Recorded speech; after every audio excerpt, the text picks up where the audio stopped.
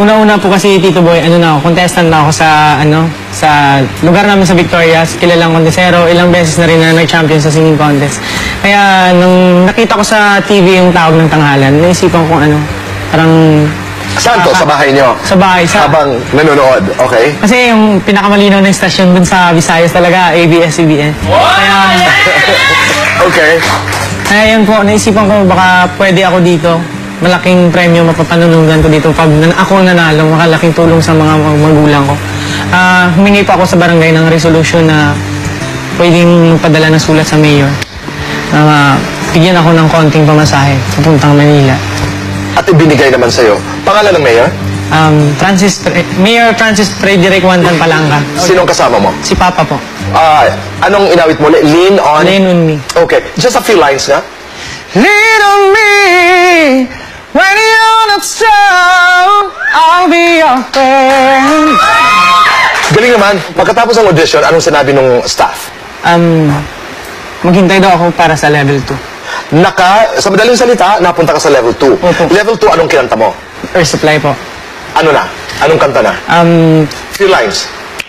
I came to you and never asked too much. Alam mo kung kaibang tingin mo sa akin. Biro lang. Alam ko na ang tatay mo ay sumasali sa mga contests, kontesero, ika nga, di ba? Lolo, lola. Dito sa paglalakbay mong ito sa tawag ng tanghalan, ano yung parating ipinapaalala nila sa'yo? Yung mga tips na ibinibigay sa'yo?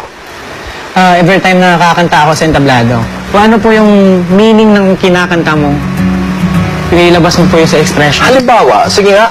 Huwag mong pagtakhan kung bakit ako'y sadyang ganito. Mababa man sa iyong tingin, ngunit ako'y ako.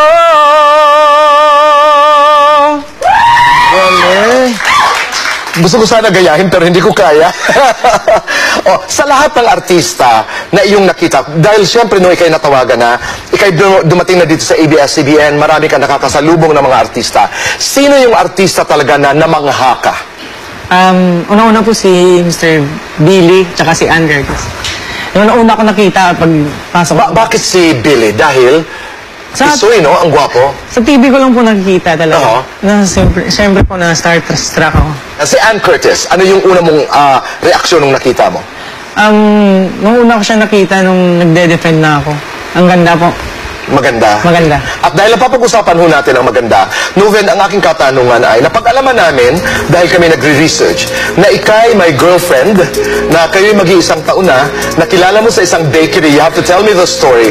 Pero ang aking katanungan, bakit hanggang ngayon, ilang araw na, 2 araw na, 3 araw na nakakaraan, hindi mo pa ipinapakilala sa amin ang iyong girlfriend? Ang kasagutan sa pagbabalik po ng TWBA.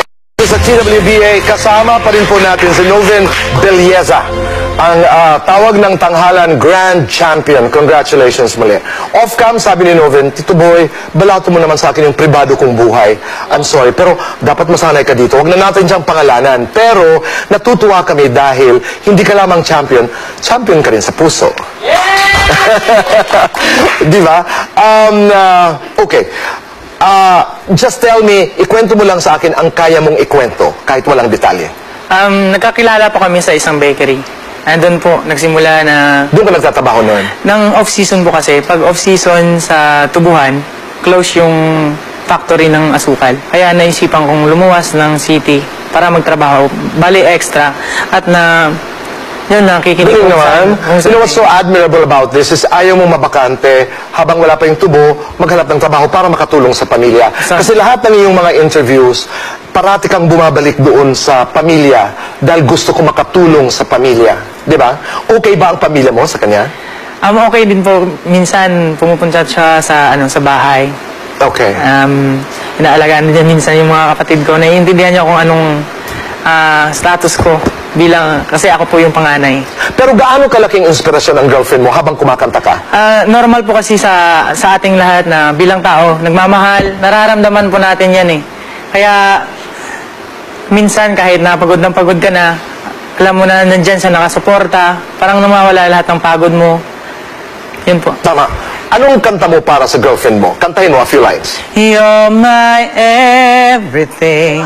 The sun that shines above you makes the bluebird sing. The star that twinkle way up in the sky.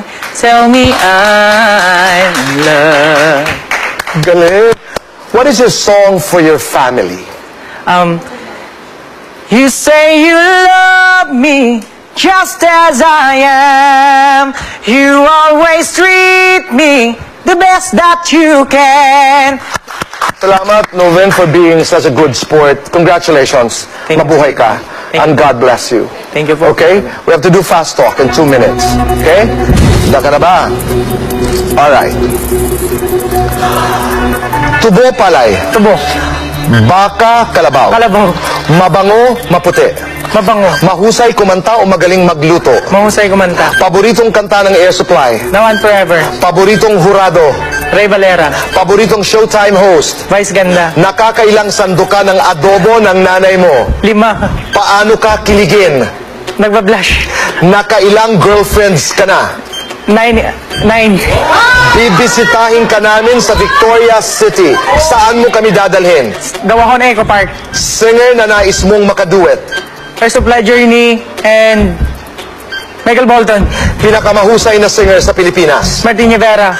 Payo mo sa lahat ng nangangarap. Huwag bibitaw, patuloy lang sa pangarap kahit anong katayuan sa buhay. Walang imposible sa taong nangangarap. Ano pa ang gusto mong makamit? Ang gusto kong magtagal pa sa industriya. Complete the sentence. Ako si Noven at ako... Ako si Noven Villesa at ako ay patuloy na magiging inspirasyon ng bawat Pilipinong patuloy na nangangarap. Maraming salamat. Salamat po, Tito Bon. Mga kaibigan, na po si Noven Villesa, tawag ng tanghalan Grand Winner 2017. Congratulations at mabuhay ka. Salamat!